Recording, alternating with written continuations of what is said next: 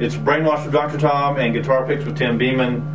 Night Ranger, Sister Christian. Sister Christian, even though a lot of people probably consider it a really mushy song, the reason it's probably one of my most influential songs because it's the one that actually got me into music.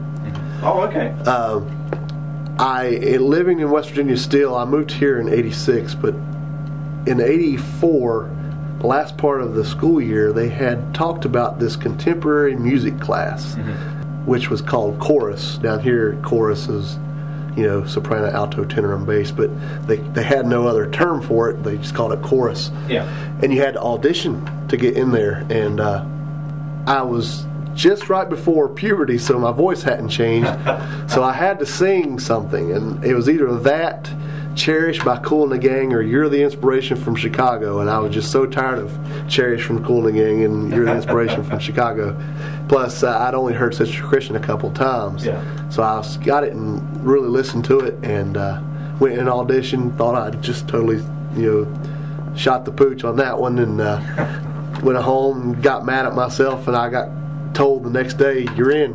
And I'm like, cool. And I didn't play anything at the time. And I went home after finding that the next day, and I sat down and really thought about stuff, musical that I wanted to do.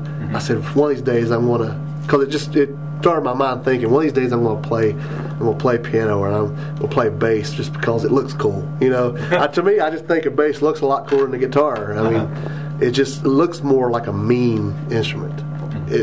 With four strings, and as heavy as it is, it just seems like it's a monster of an instrument. Brainwash with Dr. Tom and Guitar Picks with Tim Beeman. Beethoven for release. This goes back to my piano playing. One of the first real pieces of music that I learned to play somewhat. I never really learned all that big long piece in the middle that you'll hear. But my mom, she said it's her favorite piano piece ever, which me and my mom are real close, so that bears a lot in my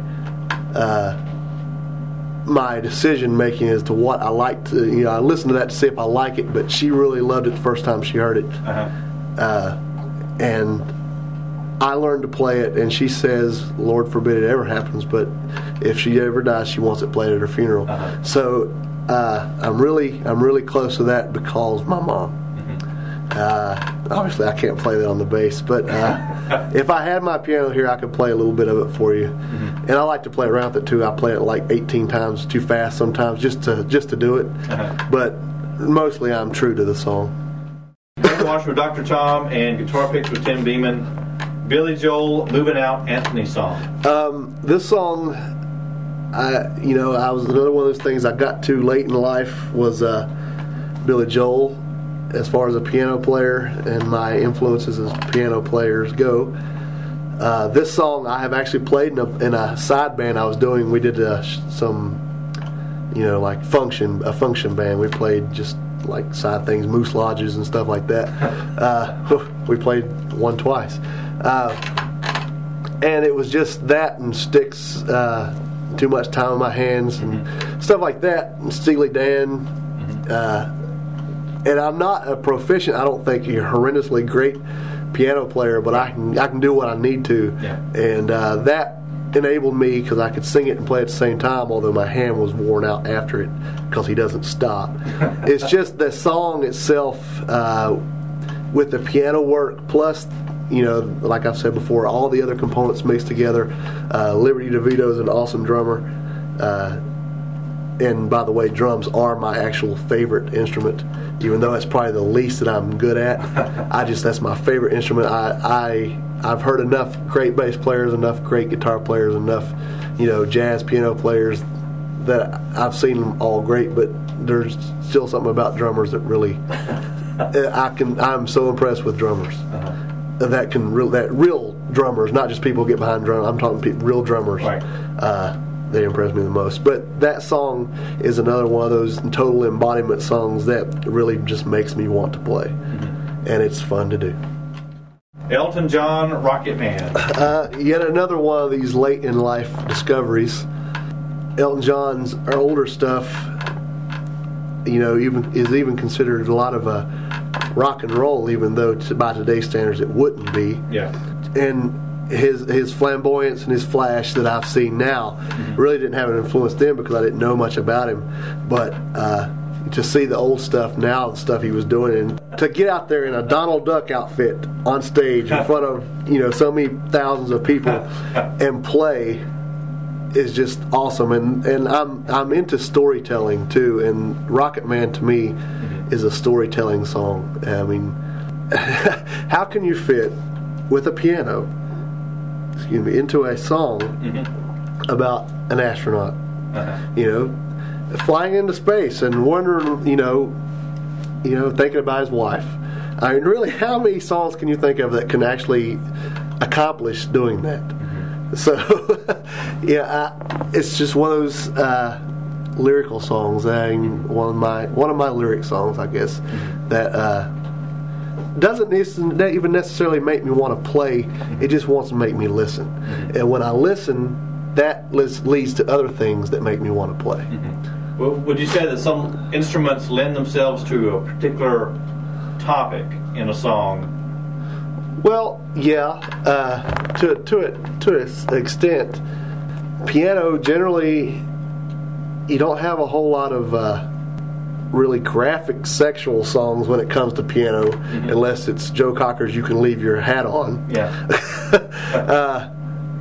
You don't have a lot of distorted guitars in a song like "Endless Love." It's just. But what really gets me is when people can do that, such as "Rocket Man" from Elton John. It's it's an astronaut song about how he misses his family, and really, I guess the lyrics were written by Bernie Taupin, but still, Bernie Taupin could tell the story, but it was never told. It was just, here's what the story is. Elton told the story. Elton was the one opening a book and reading it to you. And I like to be told a story. Brainwash with Dr. Tom and Guitar Picks with Tim Beeman. Weird Al Yankovic, One More Minute. I'm a big fan of humor songs.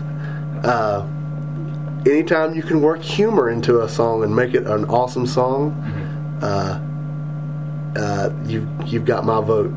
And because a lot of my friends say I'm just outright weird, me and Weird Al get along great. I'm a big Adam Sandler fan too. So, but One More Minute, what gets me is it's in the 50s doo-wop style. Really, there's a whole lot of doo-wop stuff in there, and it's talking about this guy who, he's having problems with his woman, and just describing the things that he'd much rather do than have to spend another minute with her. Basically, it's just a funny song, and lyrically it's funny, musically it's funny because it's a 50s doo-wop song with comedy lyrics. Heaven's Sake has a song called A Friend Named John. And some people don't like the song, but some people love the song because you have harmonies, singing joyful harmonies over the fact that someone's drank too much and got sick. It was meant to be a comedy song. It wasn't meant to have, be serious and people to take it seriously. I mean, pun here. For heaven's sake, there's a toilet at the end, flushing at the end of the song. I mean, the whole thing is just a gag from the beginning to the end. It just so happened we had cool harmonies to put there and some cool music to put over top of it. So it was, anytime I can put humor into this life we live, I'm happy.